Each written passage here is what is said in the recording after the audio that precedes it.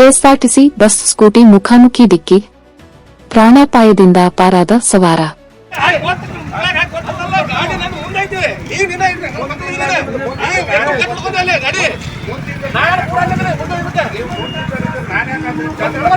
March 3, 2026 Ilkal ನಗರದ Basaveshwara circle ಸಮೀಪ ಇಂದು ಮಧ್ಯಾಹ್ನ ಸಂಭವಿಸಿದ ರಸ್ತೆ ಅಪಘಾತ ಸಾರ್ವಜನಿಕರಲ್ಲಿ ಆತಂಕ ಮೂಡಿಸಿದೆ. ಹೈವೇ ಕಾಮಗಾರಿಗಳ ಹಿನ್ನೆಲೆಯಲ್ಲಿ ರಸ್ತೆ ತಿರುವಿನ ವ್ಯವಸ್ಥೆ ಸಮರ್ಪಕವಾಗಿ ಕಲ್ಪಿಸದಿರುವುದೇ ಈ ಅಪಘಾತಕ್ಕೆ ಕಾರಣವೆಂದು ಸ್ಥಳೀಯರು ಆರೋಪಿಸಿದ್ದಾರೆ.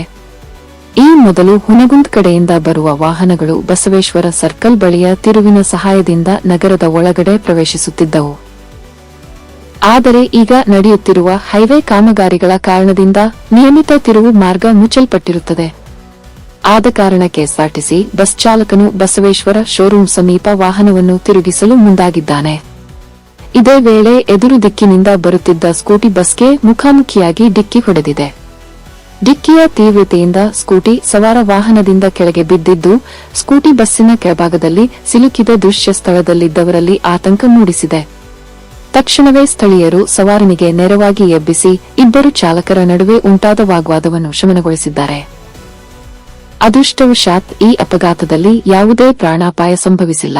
ಸ್ಕೂಟಿ ಸವಾರನಿಗೆ ಸಣ್ಣ ಪುಟ್ಟ ಗಾಯಗಳಾಗಿದ್ದು ಸ್ಥಳದಲ್ಲೇ ಪ್ರಾಥಮಿಕ ಚಿಕಿತ್ಸೆ ನೀಡಲಾಗಿದೆ.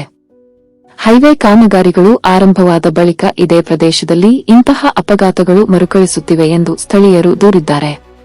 ತಾತ್ಕಾಲಿಕ ತಿರುವು ಮಾರ್ಗಗಳನ್ನು ಸ್ಪಷ್ಟವಾಗಿ ಗುರುತಿಸದೆ ಹಾಗೂ ಎಚ್ಚರಿಕೆ ಫಲಕಗಳನ್ನು ಅಳವಡಿಸದೇ ಇರುವುದೇ ಅಪಘಾತಗಳಿಗೆ ಪ್ರಮುಖ ಕಾರಣವಾಗುತ್ತಿದೆ ಎಂಬ ಅಭಿಪ್ರಾಯ ವ್ಯಕ್ತವಾಗಿದೆ.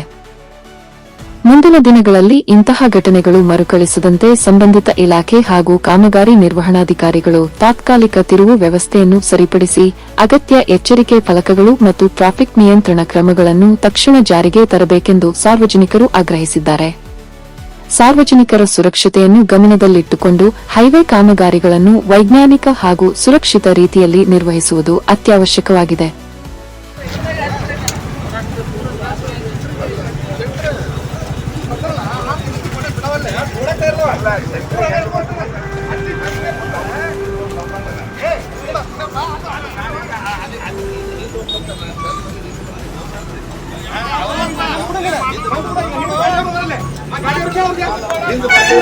ಅಲ್ಲ